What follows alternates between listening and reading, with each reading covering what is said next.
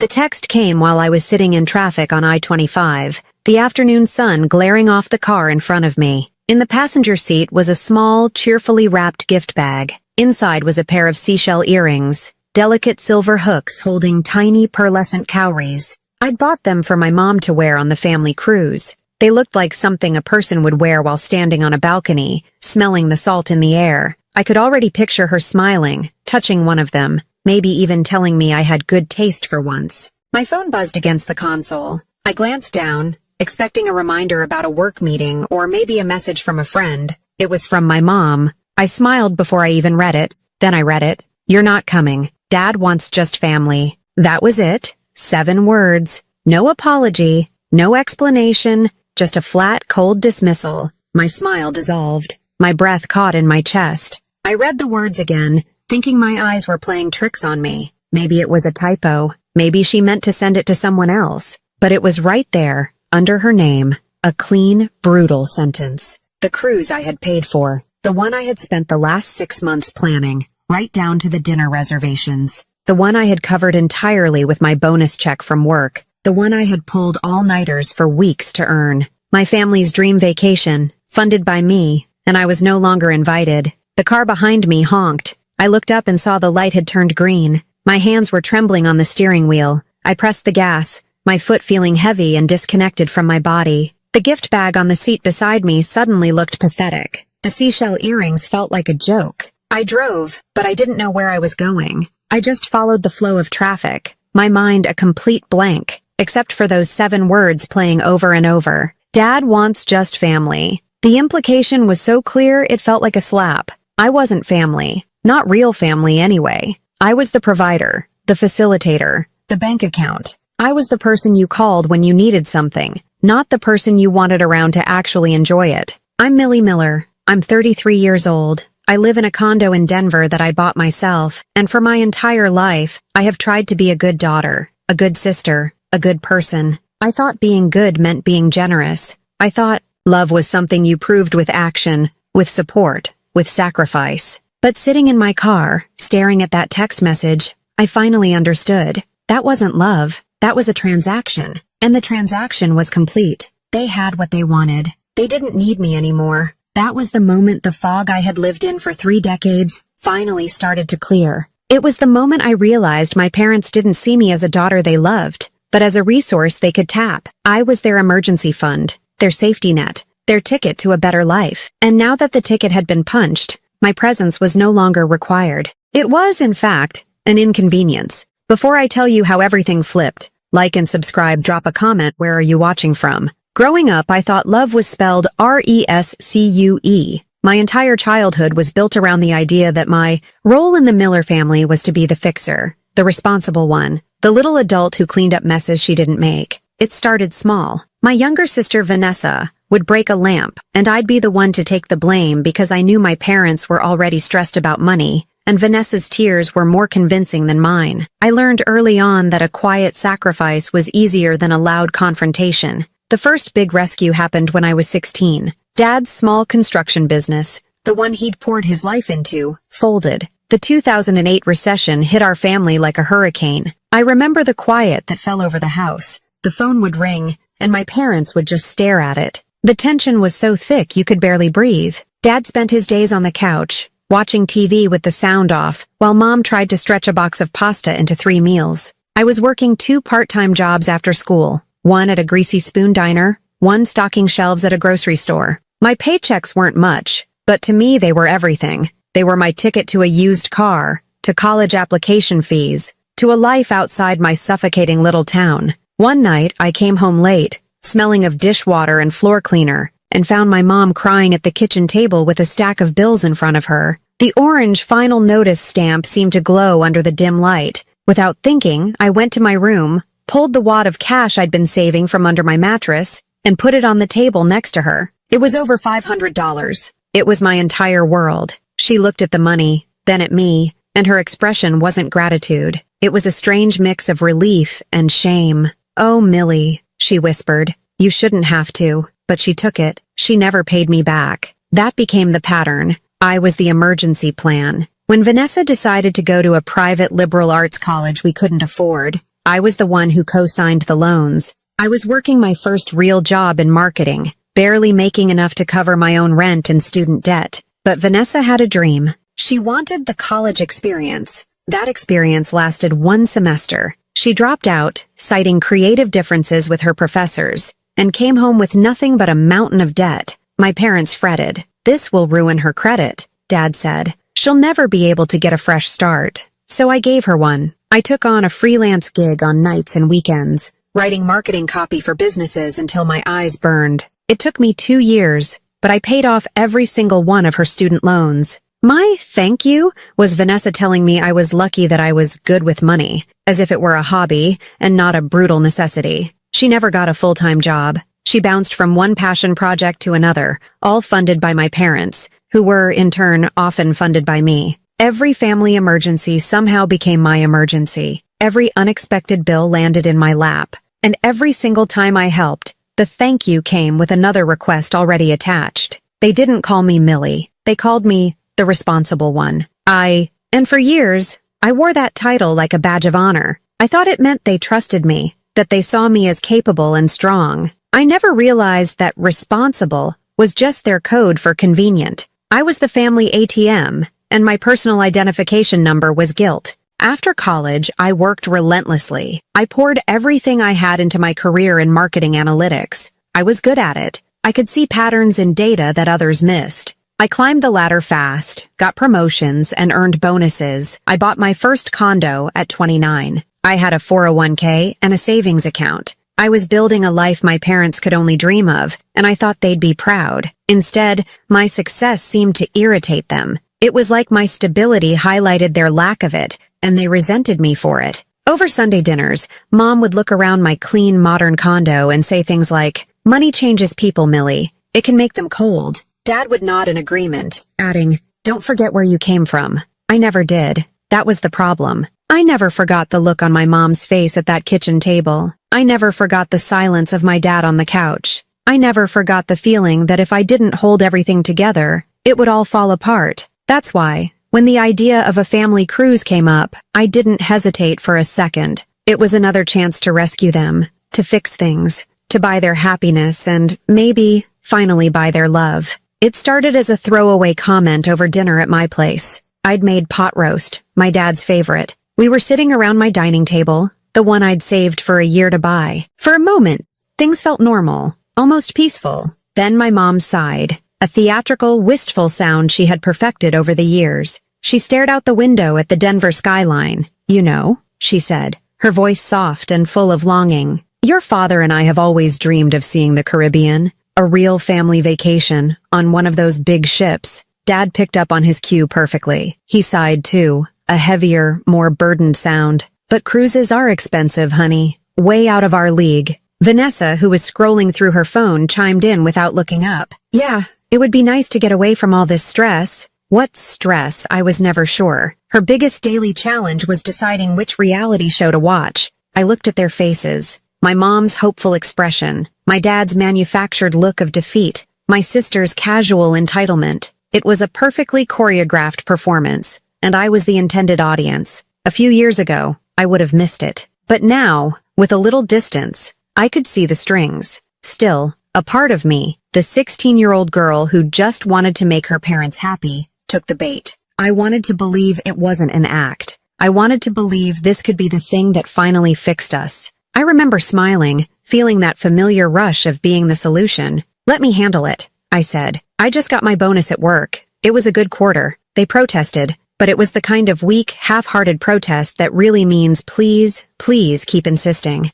"Oh no, Millie, we couldn't ask you to do that," Mom said, while already looking at Dad with a spark in her eye. "That's your money. You worked hard for it. It's for the family," I insisted. "It would make me happy. We could all go, all of us together."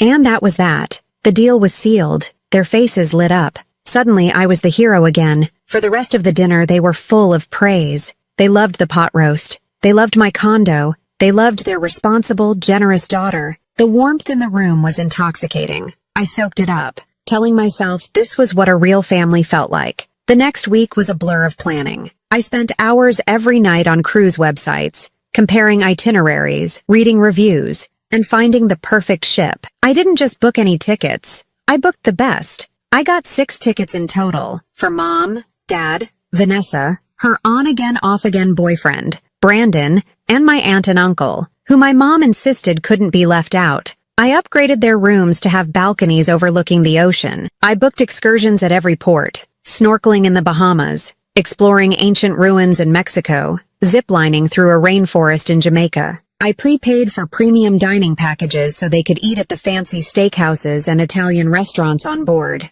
I added Wi-Fi upgrades and unlimited drink passes. I thought of everything. I wanted this to be perfect, a memory so flawless it would erase all the bad ones. The total came to $21,840. $21,840. I stared at the number on my screen for a long time before I clicked confirm payment. It was more than I'd ever spent on anything besides the down payment on my condo. It was a significant chunk of my savings, but as I typed in my credit card information, I told myself it was worth it. This was an investment in my family. This was my chance to finally, truly connect with them, to feel like I was a part of something instead of just the person who funded it from the sidelines. I forwarded the confirmation emails and booking receipts to the family group chat. I waited for the excited phone calls, for the flood of exclamation points, for a message that said, "Thank you, Millie. This is the most wonderful thing anyone has ever done for us." A few minutes later, my phone buzzed. It was a message from Mom, a single red heart emoji. That was my thank you. That was all I got. For $21,000 and the hope of a lifetime, I got a tiny digital heart. And fool that I was, I told myself it was enough. A month before the cruise, I decided to send them a small pre-vacation gift. I found a website that did custom embroidery and ordered matching navy blue polo shirts for everyone. In neat white script over the chest, it said, Miller Family Cruise 2025. It was a little cheesy, I knew, but I imagined us all wearing them for a group photo on the deck of the ship. I pictured the photo sitting on my mantelpiece, a tangible piece of evidence that we were a happy family. I packed them carefully in a box and mailed it to my parents' house. A few days passed. I didn't hear anything. I told myself they were just busy. Maybe they wanted to thank me in person. But a quiet, cold knot was forming in my stomach. I checked the tracking number. The package had been delivered 2 days ago. Still, silence. Then, the next morning, my phone buzzed with the text that broke my world open. The one I saw while sitting in traffic. "You're not coming. Dad wants just family." My first thought was that it had to be a joke. A really mean, unfunny joke. But a joke nonetheless. My dad's sense of humor could be blunt. I texted back a single question mark. My phone buzzed again almost immediately. Another message from Mom. "It'll be less awkward this way. Vanessa deserves a break." Less awkward? What did that even mean? My heart started pounding against my ribs. My hands felt cold. Vanessa deserved a break? A break from what? She hadn't worked a real job in 3 years. Her entire life was a break, paid for by me. I tried to call my mom. The phone rang once, then went straight to voicemail. I tried my dad. Straight to voicemail. I called Vanessa. Voicemail. They were avoiding me. All of them. Panic set in. I opened our family group chat to type a message to ask what was going on, but the chat was gone. It wasn't in my message list anymore. My thumb fumbled as I searched for it, my mind refusing to accept what my eyes were seeing. Had they deleted the whole chat? Then a worse thought occurred to me. I went to Vanessa's contact info and tried to add her to a new group. An error message popped up. I wasn't friends with her on the messaging app anymore. I had been removed. Kicked out. My blood ran cold. I sat there on my couch, the city lights twinkling outside my window, and felt a kind of loneliness I had never experienced before. It was a deep, gutting emptiness. I had been erased with a few clicks. Later that night, I got a text from my cousin, Sarah. She was one of the few people in my extended family who saw the dynamic for what it was. She sent me a screenshot. No words, just a picture. It was from a new group chat, one I wasn't in. The name of the chat was Miller Cruise Crew. In the screenshot, my sister Vanessa had posted a picture of herself holding up one of the navy polo shirts I had sent. Her caption read, "Got our cruise swag. So excited for a drama-free trip." Thank God Millie decided she was too busy with work to come. The winky face at the end was what destroyed me. The casual, smug cruelty of it. They had created a whole new narrative. I wasn't uninvited. I was just too busy. They were taking the trip I paid for and painting me as the person who was too self-important to even show up. The cruise I paid for, the rooms I upgraded, the excursions I painstakingly chose, and I wasn't invited. I sat on my couch all night, the blue light from my laptop screen illuminating the invoices and booking confirmations.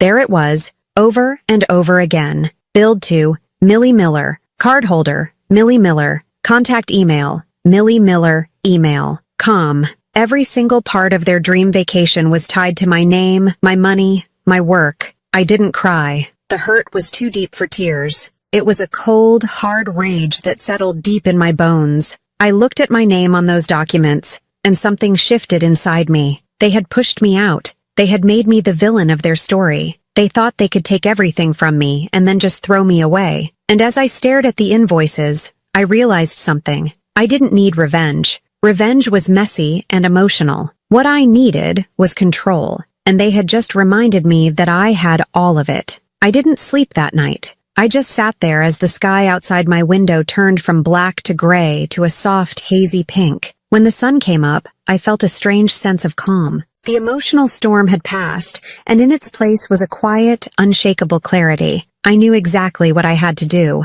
At 8:01 a.m., I made a pot of coffee and sat down at my laptop. I pulled up the cruise confirmation email and found the customer service number for the travel agency I'd booked through. I took a deep breath, took a sip of coffee, and dialed. A friendly voice answered on the other end. "Thank you for calling Oceanic Getaways. This is Brenda. How can I help you today?" I made my own voice smooth and polite, devoid of any of the anger churning inside me. "Hi, Brenda. My name is Millie Miller. I'm calling about a booking I made for the Miller family cruise. Confirmation number 74B3982. There was a soft clicking of a keyboard. "Yes, Miss Miller. I have your reservation right here. A party of 6, heading to the Eastern Caribbean on the Starlight Serenity. Looks like a wonderful trip. How can I help you?" "I need to make a few adjustments to the booking," I said calmly. "Of course," she replied. "What did you have in mind?" This was the moment, the point of no return. "First," I began, looking at the list of add-ons I had paid for. "I need to cancel the premium dining packages for all guests." "All 6, Miss Miller?" Brenda asked, a hint of surprise in her voice. "All 6, I confirmed. They'll just use the main buffet and complimentary dining rooms." Another click. "Okay, that's been removed. The refund of $1,800 will be credited back to your card on file within 3 to 5 business days." A small jolt of satisfaction went through me. Great. Next, I need to cancel the unlimited Wi-Fi upgrades and the premium drink passes for all guests. "Okay," Brenda said, her voice now purely professional. "That's another refund of $2,460. Excellent," I said. I went down the list. The snorkeling excursion, the ziplining tour, the private cabana I'd reserved for them on the beach. Cancelled, cancelled, cancelled. With every click of Brenda's keyboard, I felt a little bit lighter. I was taking back every piece of my generosity they had taken for granted. Finally, I got to the big one. "Brenda, I also need to make a change to the cabin assignments." "All right, what kind of change?" "The 5 balcony suites under the names of Richard Miller, Susan Miller, Vanessa Miller, Brandon Smith, and our aunt and uncle? I need to downgrade them." There was a slight pause on the other end of the line. "Downgrade them, ma'am?" "Yes," I said, my voice unwavering. "Please move them to the most basic interior cabins available, the cheapest ones you have, preferably on a low deck, near the engine room if possible." The silence on the other end was a little longer this time. I could picture Brenda, probably a nice woman in a cubicle somewhere, wondering what kind of family drama she had just stumbled into. "Okay, Miss Miller," she finally said slowly. "I can move them to deck 2. They're small interior rooms, no window." "Is that acceptable?" "That's perfect," I said, a real smile touching my lips for the first time in 24 hours. "And what about your ticket, Miss Miller?" Brenda asked. "The master suite on the penthouse deck. Do you want to cancel that as well?" This was the most important part of the plan. This was where control turned into justice. "No," I said, my voice bright and clear. "I'll keep mine. I'll be there."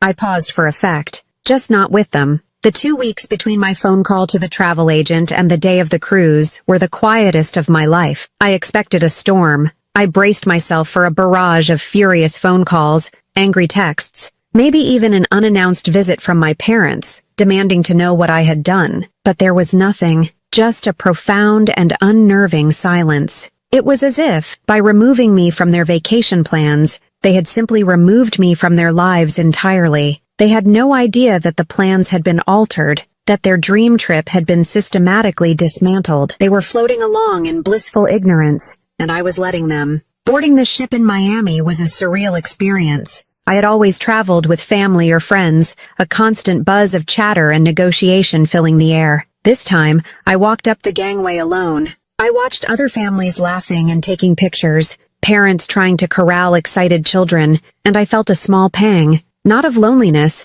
but of a strange, liberating detachment. I wasn't responsible for anyone's happiness but my own. The thought was so new it was almost startling. My name was on the manifest for the penthouse master suite. A porter took my single suitcase and led me to a private elevator. The suite was breathtaking. It was larger than my first apartment, with a sprawling living area, a king-sized bed, a marble bathroom with a jacuzzi tub, and a massive private balcony that wrapped around the corner of the ship, offering a 180-degree view of the ocean. A bottle of champagne was chilling in an ice bucket next to a welcome note addressed to Miss Miller. I stood on the balcony, the warm sea breeze on my face, and felt a sense of peace I hadn't felt in years. This was my space, my sanctuary, a place they couldn't touch. I knew the confrontation was coming. The ship, while massive, was a closed environment. It was only a matter of time. I spent the first day settling in, deliberately enjoying the solitude. I unpacked my clothes in the walk-in closet. I took a long bath. I ordered room service and ate on my balcony, watching Miami fade into the distance. I felt like a spy, an observer in a social experiment of my own creation. I wondered where they were. I pictured them arriving at the port, handing their luggage to a porter, and being directed not to the grand suites on the upper decks, but to the cramped windowless cabins on deck 2. I imagined their confusion turning to indignation as they opened the door to a room the size of a closet, the low, constant hum of the ship's engines vibrating through the floor. I didn't see them at all that first day or night. I ate dinner, alone at a quiet restaurant reserved for suite guests, a perk I hadn't even known existed when I booked. I was starting to think that maybe we'd managed to avoid each other for the entire week. The next evening, I decided to brave the main buffet for dinner. It was a chaotic, lively place, a symphony of clattering plates, loud conversations, and the smell of a dozen different cuisines. I filled my plate and found a small table for two near a window, and then I saw them. They were standing in the dessert line, and they looked miserable. My dad's face was a thundercloud of anger. My mom looked stressed and exhausted, her shoulders slumped. Vanessa was complaining, gesturing wildly with her hands, her expression one of utter disgust. Even from across the room, I could feel the toxic cloud of their disappointment. My mom was the first to see me. Her eyes scanned the room and then locked onto mine. She froze completely, her hand hovering over a slice of chocolate cake. Her face went pale, a mask of pure, unadulterated shock. She nudged my father, who followed her gaze. His eyes narrowed, his jaw tightening. He looked less surprised and more furious, as if my very presence was a personal affront. Finally, Vanessa noticed them staring and turned. Her face, unlike my mother's, flushed a deep, ugly crimson. It wasn't shock on her face. It was the hot shame of being caught. I didn't look away. I didn't hide. I simply took a bite of my salad and met their gazes with a calm, neutral expression. They had a hurried, whispered conference. Then, abandoning the dessert line, they began to walk toward my table, a united front of misery and indignation. My dad spoke first, his voice a low grumble. "What are you doing here?" I swallowed my food and gave them a small, sweet smile. "What do you mean? I'm on vacation." I looked from his face to my mom's, then to Vanessa's. "You said the trip was for just family, and I'm family, so here I am." My words, so simple and true, seemed to stun them into silence. They didn't have a response. Vanessa's eyes darted down to my wrist, where the gold-colored wristband, the keycard for suite guests, was clearly visible. It was a stark contrast to the cheap-looking budget blue plastic bands on their own wrists. Her eyes narrowed with dawning comprehension and rage. Before they could rally, I stood up, taking my plate with me. "Well, this has been lovely," I said brightly. "I'm off to see the show. Enjoy the buffet." I walked away, not looking back, feeling their eyes burning into my back. Later that evening, the real karma was served. I had a reservation at the ship's finest restaurant, the Ocean Prime Steakhouse. I was seated at a cozy table with a perfect view of the entrance. About half an hour into my meal, as I was enjoying a delicious lobster bisque. I saw them arrive at the hostess stand. They were dressed up, a clear attempt to salvage their disastrous vacation. My dad was wearing a blazer, and Vanessa had on a dress that was likely purchased with a credit card she couldn't afford. The hostess greeted them with a polite smile. "Good evening. Do you have a reservation?"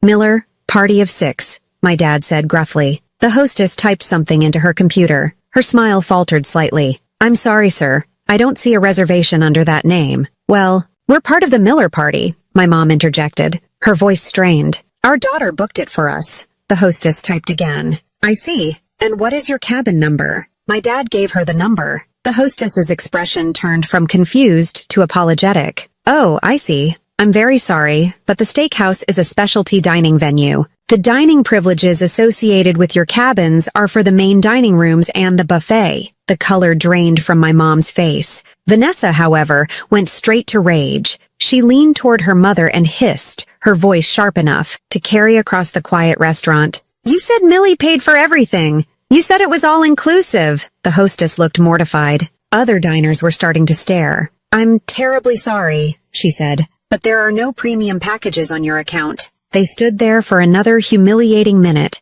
arguing in whispers, before turning and storming away. I took a slow, deliberate sip of my wine. A few minutes later, my waiter, a kind man named Marco, who had witnessed the entire exchange, approached my table. He leaned in conspiratorially, a smirk playing on his lips. "Your family at the hostess stand," he said softly. They asked if the guest in the penthouse suite, Miss Miller, would be willing to upgrade their dining plan for them. I looked at him. I thought about all the years I had upgraded their lives, paid for their comforts, and rescued them from their own choices. "No," I said, my voice quiet but firm. "I don't think I will. They'll manage." Marco nodded, a look of respect in his eyes. "Very good, Miss Miller," he said, and walked away. I was left alone with my steak, my wine, and the sweet, satisfying taste of a boundary finally enforced. The day after the steakhouse incident, an uneasy truce settled over the ship. We were in the Bahamas, and I spent the day on my own excursion, the one I had kept for myself, swimming with dolphins. I moved through the day in a bubble of tranquility, deliberately pushing all thoughts of my family out of my mind. For a few precious hours, I wasn't a daughter or a sister. I was just Millie, a woman on vacation. The feeling was so new and exhilarating that I almost forgot about the drama simmering just below the surface. The avoidance continued for the rest of that day and into the next. I'd see them from a distance. A flash of my dad's angry profile in the casino, the back of Vanessa's head at the crowded Lido deck bar, my mom's slumped figure in a lounge chair. We were like magnets with the same poles, constantly repelling each other in the crowded spaces of the ship. They were clearly avoiding me, and I was more than happy to let them. I was beginning to think, foolishly, that the worst was over. On day 3, I found a quiet spot at the adults-only Serenity pool at the back of the ship. It was a peaceful oasis, a stark contrast to the loud, chaotic main pools. I had a comfortable lounge chair, a thick novel, and a tall, frosty glass of iced tea. The sun was warm on my skin, and the gentle rocking of the ship was lulling me into a state of pure relaxation. I was finally, genuinely happy. And of course, that was when they chose to strike. I sensed them before I saw them. A shadow fell over my book, blocking the sun. I looked up and saw all 3 of them standing over me. My mother, my father, and my sister. They weren't yelling. They were eerily quiet, their faces a mixture of fury and shame. They looked like a tribunal about to pass judgment. My mother was the spokesperson. She stood in the middle, her arms crossed tightly over her chest, her knuckles white. Her voice, when she spoke, was a low, trembling whisper that was somehow more menacing than a shout. "How could you do this to us, Millie?" I took a slow sip of my iced tea, my heart starting to beat a little faster. I carefully placed the glass down on the small table next to me and marked my page in my book before closing it. I was not going to let them see me flustered. "I'm not sure what you mean," I said, my voice even. "I'm just sitting here reading my book." "Don't play dumb," Vanessa snapped, stepping forward. Her face was blotchy with anger. "You know exactly what you did. Downgrading our rooms? Canceling our dinners? We are the laughingstock of this entire ship. People are looking at us," my mom added, her voice cracking with self-pity. "They see our blue wristbands. They know we're in the cheap cabins. We look ridiculous." And there it was, the heart of the matter. It wasn't that they had betrayed me. It wasn't that they were sorry for hurting me. It was that they were embarrassed. Their public image, their precious pride had been wounded. They were humiliated, and in their minds that was entirely my fault. A profound and final sense of clarity washed over me. They were incapable of seeing what they had done. They could only see what had been done to them. I looked up at my mother, at her face contorted with a mix of fury and shame, and I felt nothing but a sad, empty pity. "You look ridiculous," I repeated, my voice quiet but carrying in the relative peace of the Serenity deck. A few people on the nearby lounge chairs had started to look over, sensing the drama. "Let me see if I have this straight. You took a $21,000 vacation that I paid for. Then you uninvited me from it via text message because my presence would be awkward. You told the rest of the family that I was too busy with work to come. You kicked me out of the family group chat. You did all of that, and you think you're the ones who look ridiculous?" My mom flinched, her face paling. She had no answer. "You're petty, Millie," Vanessa sneered, trying a different line of attack. "This is all about money with you. It always is. Well, let me tell you something. Money doesn't buy class." The hypocrisy of that statement, coming from a woman who hadn't earned her own money in years and was standing on a cruise ship funded entirely by me, was so staggering that I almost laughed. Instead, I met her gaze, my expression unblinking. "You're right, Vanessa. It doesn't," I said, my voice as cold and clear as ice. "But it does buy tickets. It buys balcony suites and steak dinners and snorkeling trips." I paused, letting the words sink in. "And I'm done buying yours." That was it. That was the final blow. Vanessa's face crumpled in rage. My dad, who had been silent the entire time, just glowering behind my mother, finally muttered, "You ungrateful brat," before turning on his heel. My mom gave me one last look, her eyes filled with a bizarre combination of hatred and a strange, desperate plea, as if she still expected me to fix it all. Then she turned and followed my dad. Vanessa shot me a look of pure venom before storming off after them. They were gone. The confrontation I had been dreading for days was over in less than 5 minutes. I was left in the sudden silence, the sun feeling warm on my skin again. I was aware that half the people on the deck had watched the entire exchange. I could feel their eyes on me. In the past, that kind of public scrutiny would have mortified me. I would have felt a hot flush of shame and wished the deck would open up and swallow me whole, but as I sat there, I felt something entirely different. I felt light. A massive, crushing weight that I had been carrying on my shoulders for my entire life had just been lifted. I picked up my iced tea, my hand perfectly steady. I opened my book back to my marked page, and I continued to read, not caring at all that anyone was watching. For the first time, I was truly, completely, and gloriously on my own. The rest of the cruise passed in a state of strange, unspoken detente. After the meltdown by the pool, my family seemed to understand that confrontation was useless. Their anger was a currency that no longer had any value with me, so they resorted to the only weapon they had left, avoidance. They treated me like a ghost. If I entered a room, they would promptly leave. If we passed in a hallway, they would stare intently at the opposite wall. I became an invisible force, a presence they refused to acknowledge. It was almost comical. I would see them in the buffet line, their plates piled high with the free food, their faces grim and resentful. My dad looked like he was marching into battle every time he went to get a slice of pizza. My mom had a permanently wounded expression, as if she were the heroine in a tragic play. And Vanessa was the picture of sullen boredom, slumped in a chair, endlessly scrolling through her phone, probably fuming that she didn't have the Wi-Fi package to post about her terrible vacation. I, on the other hand, enjoyed myself. I took a cooking class. I saw every show. I sat on my balcony for hours, watching the endless blue of the ocean, feeling a sense of peace that was deeper than simple relaxation. It was the peace of resolution. The drama was over. I had survived. Every time I saw them looking miserable, a small, quiet part of me felt a pang of something that wasn't quite guilt, but a somber acknowledgement of the finality of it all. This was the consequence of their choices. I was simply a spectator to the fallout.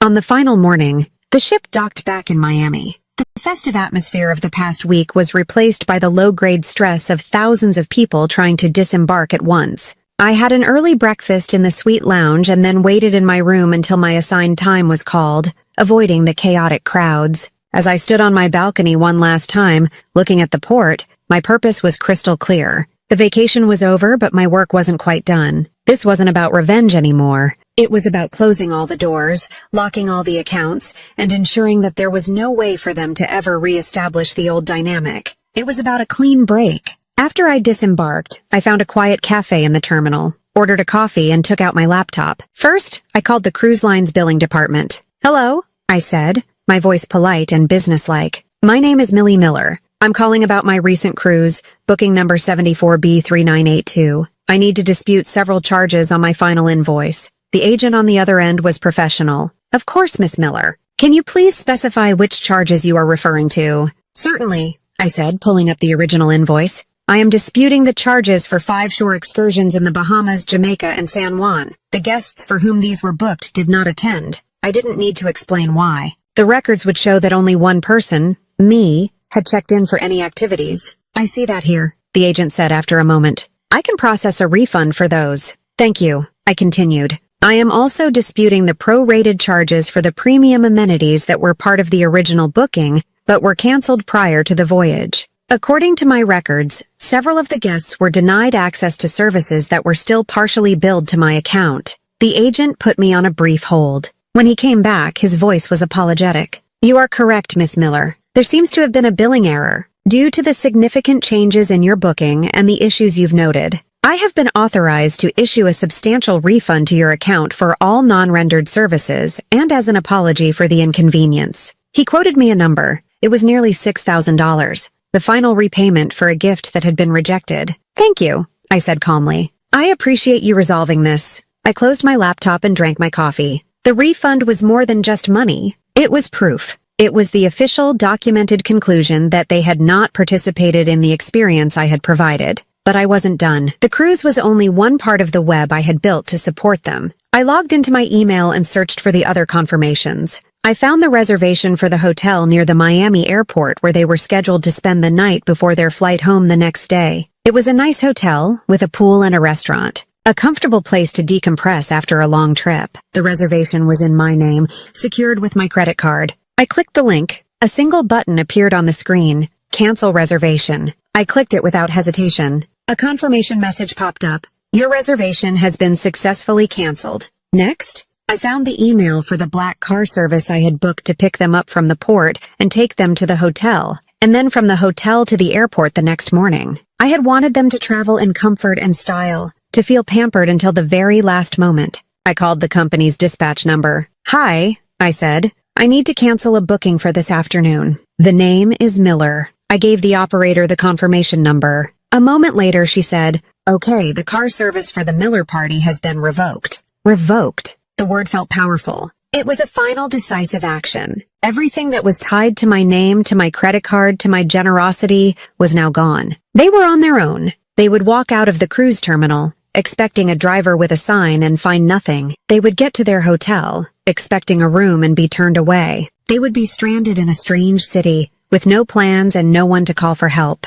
A younger version of me would have been horrified by this act. I would have been consumed with guilt, picturing their panic and distress. But sitting there in that cafe, I felt a profound sense of peace. I hadn't stranded them. They had unmoored themselves from me. I was simply acknowledging the reality of the situation they had created. You cannot be cut out of a family and still be expected to pay for their hotels. You cannot be told you are not welcome and still be expected to provide their transportation. This wasn't quiet revenge. It was the logical, necessary conclusion to their own actions. It was the sound of the last financial cord being snipped, clean and final. The week after I returned to Denver was one of the most peaceful I had ever experienced. The silence that had been so unnerving before the cruise now felt like a comforting blanket. I was waiting for the inevitable explosion, the angry phone calls, the barrage of accusatory texts. I expected them to find a way to blame me for the canceled hotel and the revoked car service, to twist the narrative so that I was once again the villain. But the explosion never came.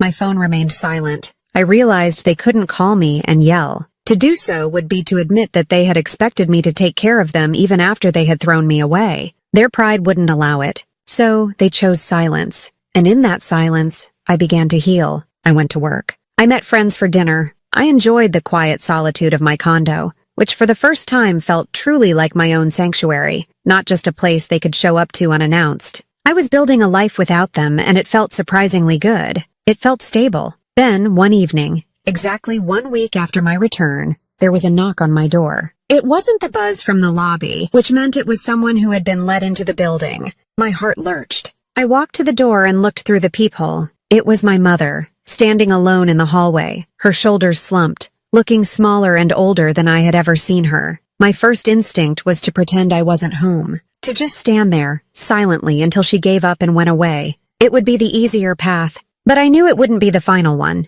This was a confrontation that had to happen, the last loose end that needed to be tied. I took a deep breath, unlocked the deadbolt, and opened the door. I didn't open it all the way. I opened it just enough to stand in the space, my body creating a physical barrier. I did not invite her in. She looked up at me, her eyes red-rimmed and swollen. She looked exhausted, defeated. All the usual fire and righteous indignation were gone. In their place was a brittle, weary shame. "Millie," she said, her voice quiet and hoarse. "Mom," I replied, my own voice neutral. We stood there in silence for a long moment. She was clearly waiting for an invitation to come inside, to sit on my couch, to have this conversation on her terms. I did not give it to her. I remained in the doorway, waiting. Finally, she seemed to understand that the old rules no longer applied. She looked down at her hands, twisting the strap of her purse. "We went too far," she admitted, the words barely a whisper. "On the cruise. With the text. We just thought." Her voice trailed off. She was fumbling,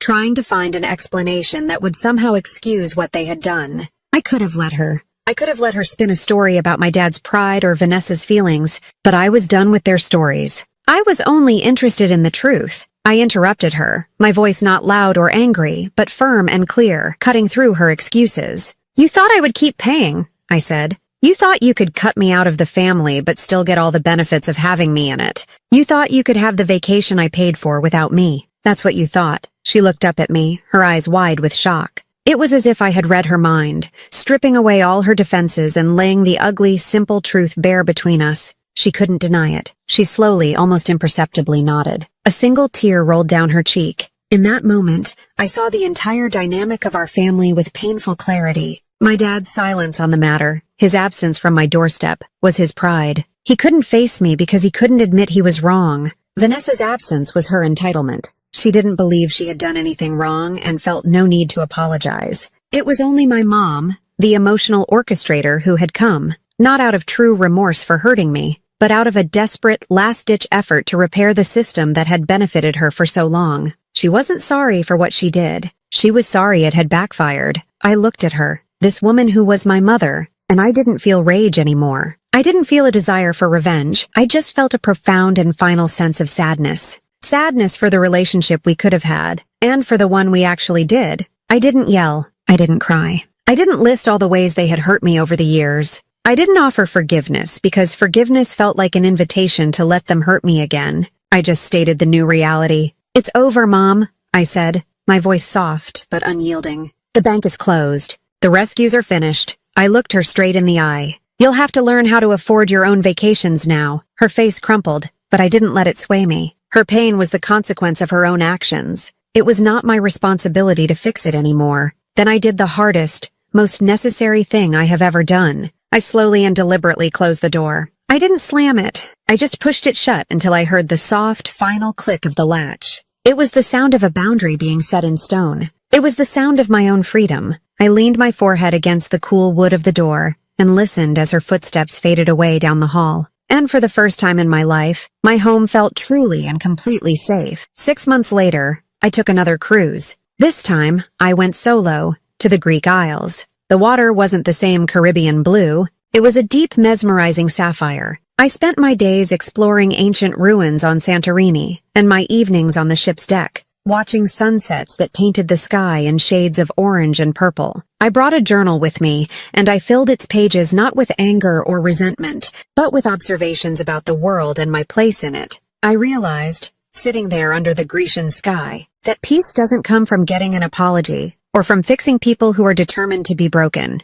It comes from finally letting them go, from allowing them to live with the consequences of their own choices. My family's problems were never mine to solve. My value was never tied to my generosity. My real worth came from the boundaries I was now strong enough to build. When I got home to Denver, tan and rested, there was a postcard waiting for me in my mailbox. The picture was a generic faded photograph of the mountains. I flipped it over. The handwriting was my mother's. "We're sorry, Millie. We miss you." A year ago, those words would have been a key, unlocking all my defenses and pulling me right back into their dysfunctional orbit. I would have called immediately, ready to forgive, ready to fix, ready to pay. But as I stood there in my entryway, I just smiled. It was a small, sad smile. I didn't feel anger. I didn't feel triumphant. I just felt a quiet sense of closure. I took the postcard and tucked it into a drawer with other old mementos, a relic from a life that was no longer mine. Then I went back to my bedroom and started packing for my next trip,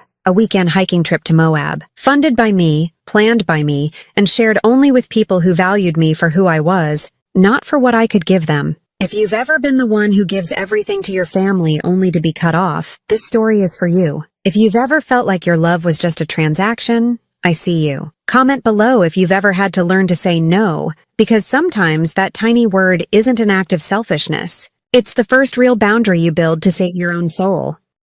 If this story resonated with you, please consider hitting the like button and subscribing to the channel.